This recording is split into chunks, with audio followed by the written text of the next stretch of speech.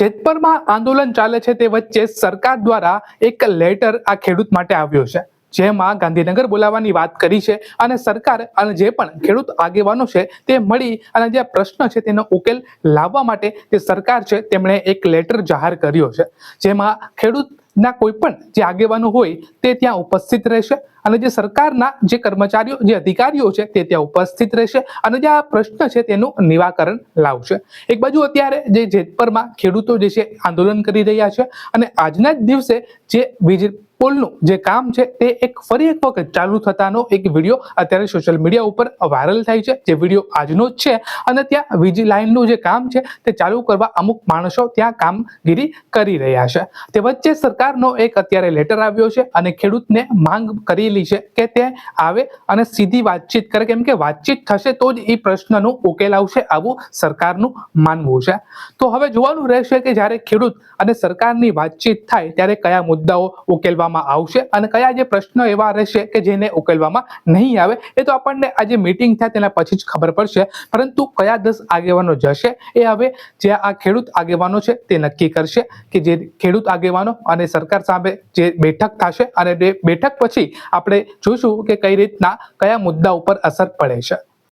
જેતપરમાં થોડા સમયથી ખેડૂતો દ્વારા વિવિધ માંગણીઓ બાબતે ઉપવાસ કરવામાં આવી રહ્યું છે, જેના અનુસંધાને વિવિધ લેવલથી જે ખેડૂતો છે એમના સાથે વાત કરવામાં આવી હતી, અત્રેના લેવલથી પણ વાત કરવામાં આવી હતી, સામાજિક આગેવાનો દ્વારા પણ વાત કરવામાં આવી હતી અને જે રજૂઆતો છે ખેડૂતોની એ બાબતે સરકારશ્રીમાં રજૂઆત કરવામાં આવી હતી। સરકારશ્રીએ ખૂબ જ પોઝિટિવ વલણ રાખીને આજે એ રજૂઆતો સંદર્ભે એક પત્ર મને કરવામાં આવ્યો છે। એ પત્રની વિગત હું આપ બધાના સાથે શેર કરું છું। પત્રમાં મને જે સંબોધીને લખવામાં આવ્યું છે એમાં સરકારશ્રી દ્વારા કહેવામાં આવ્યું છે, મોરબી જિલ્લા ખેડૂત સમિતિ દ્વારા વીજળીના થાંભળા ખેતરમાં નાખવા સંદર્ભે ધરણા ચાલી રહ્યા છે। ખેડૂત સંબંધી સમિતિ દ્વારા માનનીય મુખ્યમંત્રીશ્રીને લેખિતમાં આપેલ માંગણીઓના આવેદન સંદર્ભે ખેડૂત સમિતિના સભ્યો અને આગેવાનો સાથે રાજ્ય સરકારની ઉચ્ચ સ્તરીય સમિતિના સભ્યશ્રીઓ સાથે ટેલિફોનિક તથા રૂબરૂ ચર્ચા ખેડૂત સમિતિના સભ્યો અને આગેવાનો સાથે થયેલ છે। વહીવટી તંત્રના વડા તરીકે આપે પણ ખેડૂત સમિતિઓની વિનંતી કરેલ છે। ખેડૂતોના વિશાળ હિતમાં રાજ્ય સરકાર રાજસ્થાન સહિત અન્ય સરકારની તુલનામાં ખુલ્લા મનથી નિર્ણય કરવા માંગે છે। સમિતિના સભ્યશ્રીઓએ ટેલિફોનિક ચર્ચા દરમિયાન વાતચીત થયેલ છે। ટેલિફોનિક બાબતો ટેકનિકલ અને કાયદાકીય હોય જેનો ઉકેલ ચર્ચા વિચારણા અને સંવાદ વગર કોઈપણ રાજ્ય અને દેશમાં સંભવ નથી, એનાથી આપ સૌ વિદિત છો।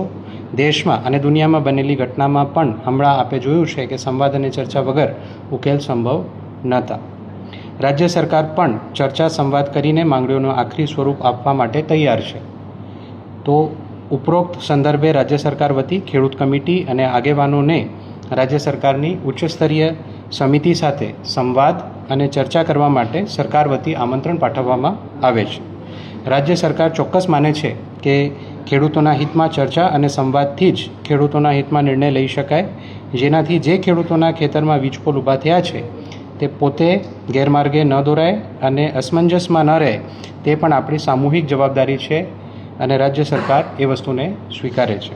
ખેડૂતોના કોઈપણ જાતનો પ્રશ્ન માટે ધરણા કે અન્ય બાબતમાં પરેશાની ન ભોગવવી પડે તે હેતુથી ખેડૂત સમિતિના સભ્યોને રાજ્ય સરકારની લાગણી અને ચર્ચા માટે બોલાવવા રાજ્ય સરકાર વતી આમંત્રણ પાઠવવા વિનંતી છે।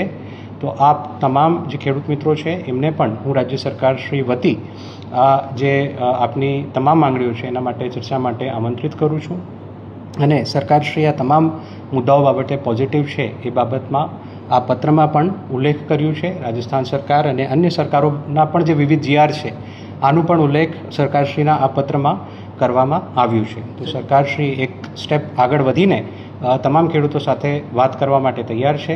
તમામ ખેડૂત મિત્રોને પણ મારી સરકારશ્રી વતી વિનંતી છે, આગ્રહ છે કે આપ લોકો પણ એક સ્ટેપ ભરો અને અહીંયા આવીને સરકારશ્રી સાથે સંવાદ કરો અને જે આપની માંગણીઓ છે ટૂંક સમયમાં એનું નિકાલ આવે એના માટે સરકારશ્રી પૂરતા પ્રયત્નો કરશે। કઈ તારીખે બોલવામાં આવે છે? અહીંયા બોલવામાં આવે છે, ગાંધીનગર બોલવામાં? એમાં ચોક્કસથી જે એમની માંગણીઓ છે એના માટે સમય અમે નક્કી કરીશું અને રાજ્ય સરકારશ્રી સાથે જરૂર જણાય તો અહીંયા અથવા ગાંધીનગરમાં જે વાતચીત છે એનું આયોજન કરવામાં આવશે. 6 મુદ્દાને લઈને એ લોકોએ માંગણી કરવામાં આવી હતી. મુદ્દામાંથી કયા મુદ્દા સ્વીકારે છે એવું કોઈ માહિતી હતી? બિલકુલ, એનું જે નિકાલ છે એ વાતચીત અને ચર્ચા કરીને જ આવી શકે છે, પરંતુ તમામ મુદ્દાઓનું ઉલ્લેખ આ પત્રમાં આવી ગયું છે કે આ તમામ મુદ્દાઓ બાબતે સરકાર વિચારણા કરવા માંગે છે.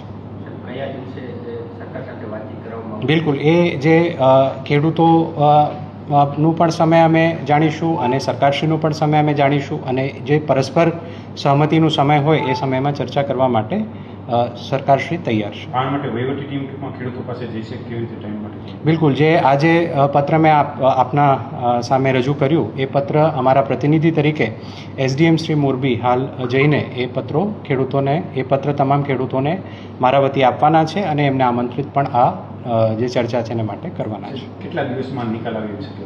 અમે તો ઝડપથી પ્રશ્નનો ત્વરિત નિકાલ આવે એના માટે પ્રયત્નો કરી રહ્યા છે. સરકારશ્રી પણ એમાં એકદમ પોઝિટિવ છે, પરંતુ જેમ આપની સાથે મેં ચર્ચા કરી અને પત્રમાં પણ જેમ ઉલ્લેખ છે કે કોઈ પણ પ્રશ્નનો નિકાલ ઉકેલ ચર્ચાથી જ આવે છે, તો તમામ ખેડૂત મિત્રોને પણ મારી આપના વતી વિનંતી છે, આગ્રહ છે કે આપ તમામ ખેડૂત મિત્રો ચર્ચા માટે સરકારશ્રી પાસે ખેડૂતોની સાહેબ ખાસ માંગ છે કે જ્યાં ચર્ચા થઈ તે પહેલા એમનું કામ છે અટકાવવામાં આવે, કામ હાલ પણ ચાલુ છે તે બાબતે. હા, જે મારી પાસે માહિતી છે એ પ્રમાણે જેતપર ગામમાં કામ ઓલરેડી બંધ થઈ ગયેલું છે. આજે એક સમાચાર અમે જોયું તો એ ત્યાં આઈ થિંક કોઈ ખાડો હતો જેમાં કોઈ અકસ્માતનો ભય હતો, એ કારણે ત્યાં કામગીરી કરવામાં આવી હતી. હાલ પૂરતું જેતપુર ગામમાં એ બાબતમાં કામ બંધ છે. સાહેબ, અને આ સરકાર સાથે જ્યાં સુધી વાટાઘાટો ન થાય ત્યાં સુધી કામ બંધ રહેશે કે કઈ રીતે? હાલના સંજોગોમાં તો કામ બંધ છે એટલું હું કહી શકું છું, પરંતુ ત્વરિત ચર્ચા થાય, ત્વરિત નિકાલ થાય અને ફરીથી બિકોઝ આ તમામ કામો જે છે એ દેશના વિકાસ માટે, ગુજરાતના વિકાસ માટે છે, એ પણ આપણે બધાએ સમજવાની જરૂર છે અને એને અટકાવવું કોઈ એનું સોલ્યુશન નથી. જે ખેડૂતોના હિત છે એને સમજીને સરકારે એક પગલું ભર્યું છે. તમામ ખેડૂતો પણ આમાં અમારી સાથે આવે અને પ્રશ્નનો નિકાલ કરે એવી આ બધા વતી મારી ખેડૂત મિત્રોને પણ વિનંતી છે. કંપનીને આ બાબતે કોઈ સૂચના આપવામાં આવી છે? જે પણ કંપની દ્વારા કાર્યવાહી કે વળતર કે તમામ વસ્તુઓ કરવામાં આવે છે, રાજ્ય સરકારશ્રીની સૂચનાઓ અને એના વિવિધ પરિપત્રો જીઆર પ્રમાણે કરવામાં આવે છે. તો જે પણ આ ચર્ચાના અંતે ફાઇનલ કરવામાં આવશે સૂચનો, એના આધારે કામ કરવા માટે કંપની પણ બંધાયેલી છે અને એ પ્રમાણે જ કામગીરી કરવામાં આવશે.